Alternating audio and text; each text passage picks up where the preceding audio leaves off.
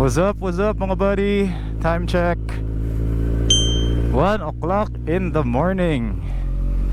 Grabe, aliw na aliw ko kanina. Pumunta kasi kami sa Mia's auto show.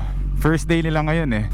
Tsaka shoutout din to Carlo. Thank you brother sa pag accommodate namin. Tinest ride ko kasi yung yung MG4. Carlo, test ride with the MG4. Yes sir. Lux na yan. Lux to? Oo, Lux. Oh yeah. Ganda. Wala akong masabi. Sobrang lakas ng hatak. Anyways, ang i-discuss ko sa vid na to is bakit ko ba napili si ZX14? Magsa-storytelling tayo. Yung bike ko kasi before ZX14 is a Bergman 650 Executive. Scooter siya na malaki. And I should mention na yung Bergman na yan ang pinaka-paboritong motor na na-own ko of all time sa mga experience ko. But that's also another discussion for another video. Before kasi ako napunta dito sa Manila, doon ako sa Cebu kasi taga Cebu naman talaga ako eh. Doon ko nagamit si Bergman. Nung lumipat na ako dito sa Manila, nag-aya yung mga friends ko for breakfast ride. Kasi kakadating ko lang dito ulit eh. Tapos ayun, di ba, nasa expressway na kami. Pucha, iniiwan nila ako mga buddy. Doon ako napilitan na magpalit sa isang malakas na motor. So I was thinking like naked bike ba or sports bike. Yung options ko at that time is ZH2, MT10, nga ito ZX14.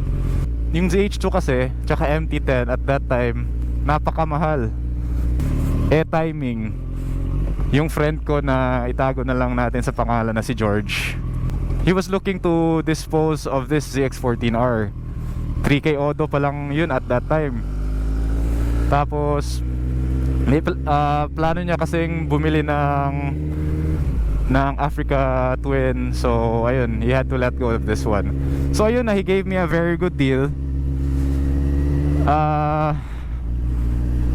Actually pinadown nga lang ako ng half of the amount of the price tapos nauwi ko na, then nag full payment na lang kami after na lipat to my name yung ownership ng bike. Dati pa naman talaga nakikita ko na yung mga reviews nito eh. Sabi ano daw, comfortable, linear power and easy to handle daw. Which is, yun nga, totoo nga eh. Tingnan mo, napakadali lang i-handle nito. Yung second option ko is yung MT10 talaga eh. Pero aside sa mas mahal siya, sa reviews kasi sobrang lakas daw sa gas nun eh. Yung R1 crossplane engine na yun. Mas nagustuhan ko kasi yung bulk nung yung ZX14R. Kasi gusto ko yung malalaki na motor eh. Like ayan Kaya nga nagustuhan ko din yung Bergman. Maglagay nga ako ng clip na side by side sila netong ZX14. Mas malaki pa siya dito. Yung ZH2 naman, I had the chance to test ride it. Yung nakuha ko na yung ZX14 ewan ko, may something off lang eh. Kasi if galing ka dito sa ZX14, sobrang stable ng bike na to mga buddy. Dahil sa weight niya, and then yung weight niya is down low din, yung center of gravity. Tapos mahaba yung wheelbase niya. Kaya mo siyang ibirit talaga eh, kasi hindi siya prone to wheelies. So masasagad mo talaga yung acceleration. So ayun, nakuha ko itong motor na to 3,000 odo. Ngayon nasa 17,000 na siya. So in 2 years, so mga 14,000 na yung natakbo ko. And so far wala, ganda, puro positive yung experience ko. Siguro ang traffic dito pag umaga Uy.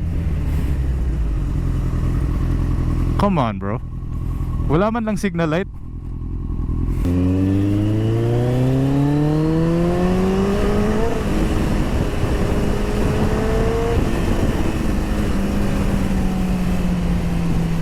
Delikado talaga. Kita nyo yun? Bigla lang nag U-turn of death. Tas walang signal light. Tas ang bilis-bilis pa. Ayos. Wala talaga eh. Ikaw na lang talaga mag-adjust mga buddy. Op. Di man lang tinabi. Galing ah. Ibang klase pala.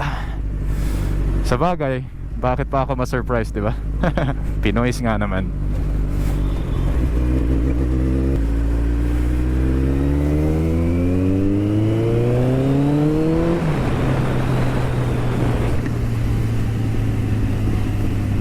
So ayun lang naman ang gusto kong i-discuss sa vid na to mga buddy. Thank you again, and please like, subscribe, and watch out for our future videos. Bye bye, peace out.